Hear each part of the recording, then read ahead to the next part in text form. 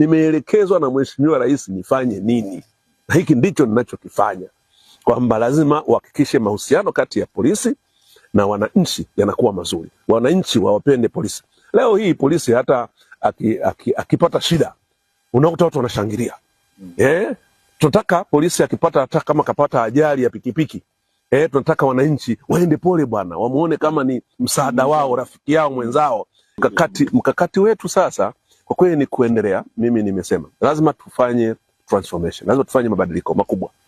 Kwanza mabadiliko ya kimfumo, lakini pili mabadiliko ya kiutashi.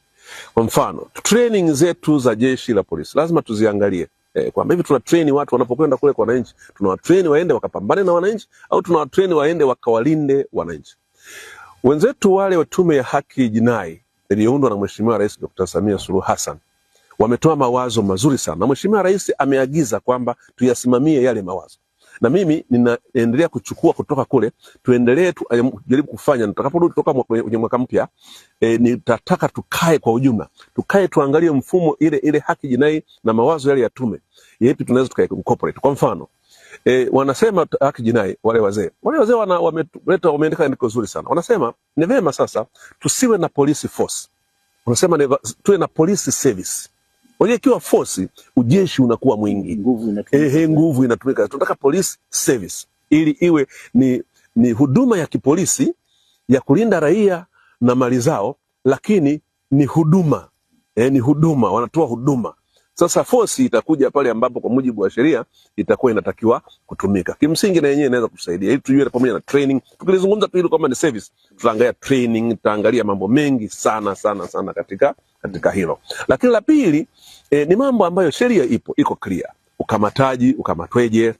Unakwenda kumkamata mtu ana kesi ka misdemeanor. Maana katika sheria tuna kesi za tofauti. Kuna kesi felon ni kesi kubwa na misdemeanor ni kesi ndogo tu.